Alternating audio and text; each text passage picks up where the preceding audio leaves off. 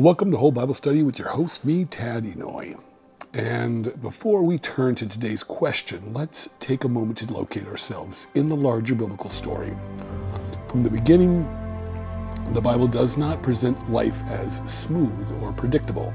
Creation is described as good, but that goodness exists alongside limitation, struggle, and consequence.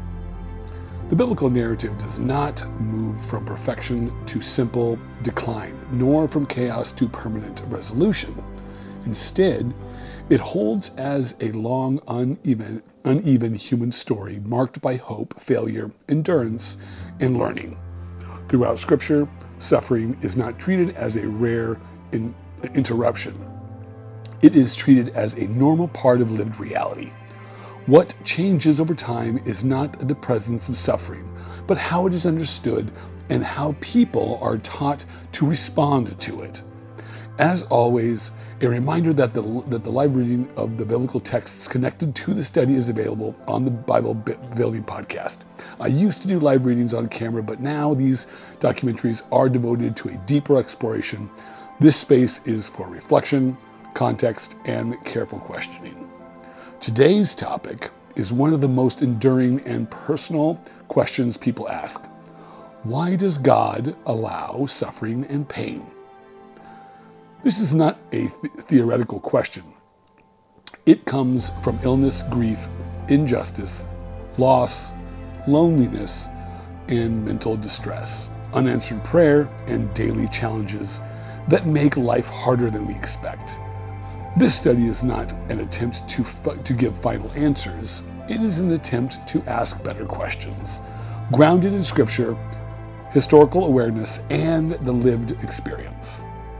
The first thing we need to say clearly is this: the Bible does not offer real responses to suffering, but those responses are often not the ones people want. Scripture does not promise the removal of suffering as a primary solution. Instead, it consistently resists something else. It resists the idea that suffering determines a person's value, authenticity, or worth. In the ancient world, suffering was commonly interpreted as evidence of failure. If someone was sick, poor, defeated, or disabled, it was assumed that something had gone wrong morally or spiritually. Sometimes the blame extended beyond the individual to their parents or ancestors. Suffering functioned as a judgment. It marked people as less worthy, less pure, or less favored. This worldview was widespread, and it shaped how communities treated those who struggled. When we read the Bible today, it can sound as if Scripture is reinforcing that worldview. But when we slow down and read carefully, especially in context, we see something else happening. Much of the Bible's engagement with suffering is not about explaining why it exists. It is about refusing to let suffering degrade human dignity. The book of Job is the clearest example. Job experiences extreme loss, physical pain, and social isolation. The central conflict of the book is not whether Job is suffering, but what that suffering means. Job's friends are convinced they understand the moral structure of the universe. They believe that suffering is the result of wrongdoing. If Job is suffering, then Job must be guilty of something. What is important is that the book itself rejects this conclusion.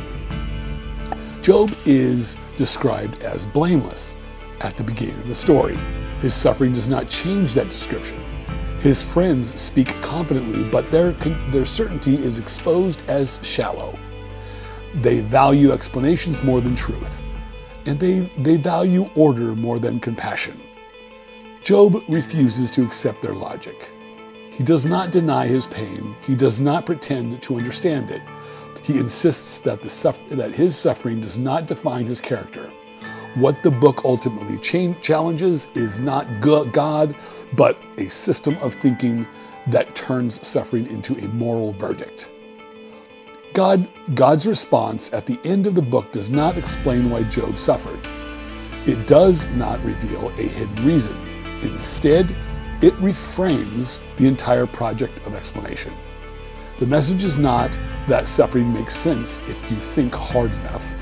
The message is that reality is more complex than human systems can fully grasp. What the book of Job accomplishes is subtle but important. It separates meaning from explanation. Job's life remains meaningful, even without answers. His dignity remains intact, even without resolution. The book teaches that suffering does not invalidate a person.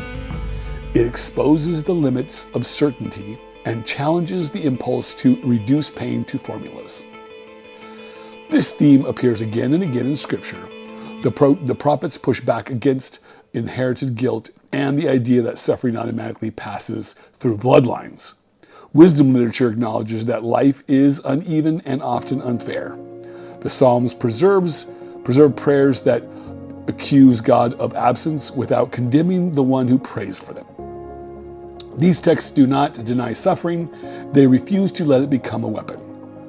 When we come to the Gospels, this concern becomes even clearer. Jesus encounters suffering constantly. He meets people who are sick, excluded, poor, grieving, or labeled as sinners. Again and again, he disconnects suffering from blame. When asked whether a man's blindness was caused by his own sin or his parents' sin, Jesus rejects the premise entirely. He does not replace it with a better explanation. He removes the accusation.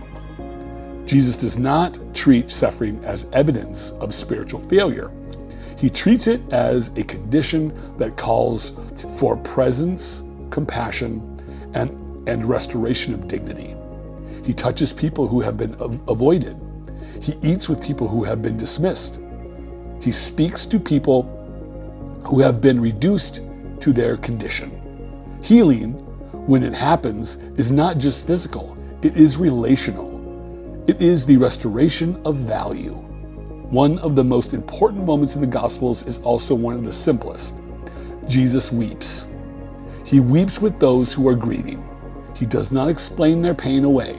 He does not rush past it. He shares it. This tells us something important.